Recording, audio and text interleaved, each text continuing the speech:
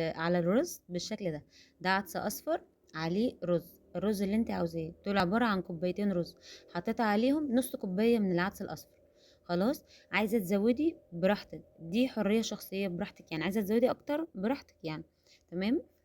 وبعدين هتجيبي الحله، هتحطيها على النار، وهتحطي عليهم معلقتين كبار كده او 3 معالق كبار كده من الزيت، شويه حلوين عشان يفلفلوا لنا الرز. تمام. بعد كده هضيف عليهم معلقة كبيرة من السمنة عشان نطعم الرز. تمام. انت طبعا هتحطي الرز على العدس وهنغسله وهو كده. وبعد كده بعد ما حطينا السمنة والزيت، هبدأ بقى اقلب لغاية ما السمنة دي تسيح مع الزيت كده. وبعد كده هضيف عليهم بقى الرز، بعد طبعا ما هنكون غسلينه كويس جدا هو والعدس. خلاص. انا هحط الرز على السمنة علشان خاطر يتشوحوا مع بعض ويفضل مفلفل زي ما هو. تمام. حطيت الرز كده والعدس مع بعض، وبعد كده حطيتهم على السمنة والزيت. هبدأ بقى اقلب كويس جدا جدا عشان خاطر التقليب، كتر التقليب في الرز ومع السمنة والزيت بيخلي الرز مفلفل وبيدي كمان تطعيمة حلوة قوي للرز. تمام. كل دي حاجات انا بقولها لك من خلال الفيديو علشان خاطر يطلع معاكي 100%. خلاص. هندننا نقلب كده شوية علشان خاطر الرز يطلع مفلفل معاكي، وطبعا الزيت بيدي لمعة حلوة قوي للكشري. بعد كده هضيف عليهم واحدة مرقة دجاج، بتدي برضو تطعيمة. لو عندك شوربة اعمليه بالشوربة، بيدي طعم احلى كمان من انك بتعمليه بالمرقة. وضفت عليهم شوية من الملح، طبعا ظبطي الملح لان احنا حاطين مرقة دجاج فهي بتكون مملحة شوية، فانت تظبطي الملح بتاعها. خلاص. والكمون طبعا ده اساسي لازم يتحط على الرز، يبقى حطينا شوية من الكمون، واحدة مرقة دجاج وعليهم كمان شوية من الملح، بس ما بضيفش اكتر من كده. خلاص. وزي ما قلتلك بدل ما بتعمليه بالمية او مرقة الدجاج، ممكن تعمليه بشوية شوربة عندك. بعد كده هضيف عليهم بقى المعيار المظبوط للمية. لو انت حاطة كوبايتين من الرز، حطي كوبايتين من المية، عايري الرز نفسه. تمام. خلاص. انا حطيت كده، انا كنت حاطه يعني اكتر من، انا كنت حاطه كوبايتين ونص كده، انا حطيت كمان نص كوبايه اهي زي ما هتشوفي دلوقتي. تنزلي كل الرز اللي على اطراف الحله كده علشان خاطر كله يستوي مع بعض، مفيش حاجه تتحرق من الجنين. انا كده حطيت كمان النص كوبايه اللي انا حطيتها، انا كنت حاطه كوبايتين ونص من الرز والعدس. خلاص. بس كده انا كده حاسه ان الميه كده تمام قوي. بسيبه بقى يغلي شوية، وبعد كده بوطي عليه اول ما يتشرب. احنا طبعا عملنا الرز كتير مع بعض. بعد كده هعمل الصلصة بتاعة الكشري الاصفر. هنعمل الكشري الاصفر عليه شوية صلصة يعني في الجون، طعم وريحة جميلة جدا. هنحط في الحلة شوية من الزيت، برضو حاولت يعني حطيت حتة سمنة صغيرة كده بتدي تطعيمة حلوة للصلصة. بعد لو مش عايزة تحطي سمنة ممكن تحطي زيت، بس هي بتتعمل بزيت بس. تمام.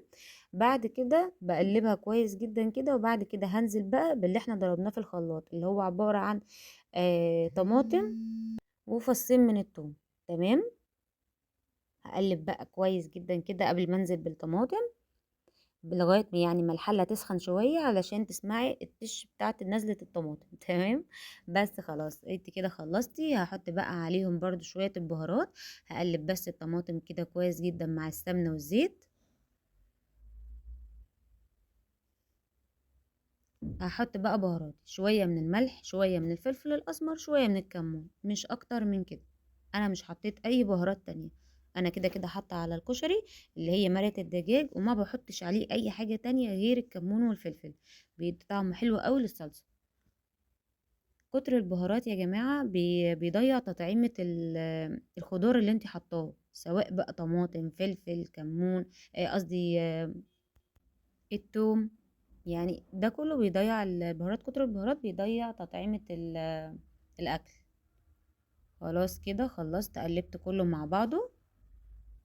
هسيبها بقى تأثر يعني تتخدع كده او الطماطم تتخلص كلها من المية اللي موجودة فيها، وكده خلاص بقت جاهزة معانا.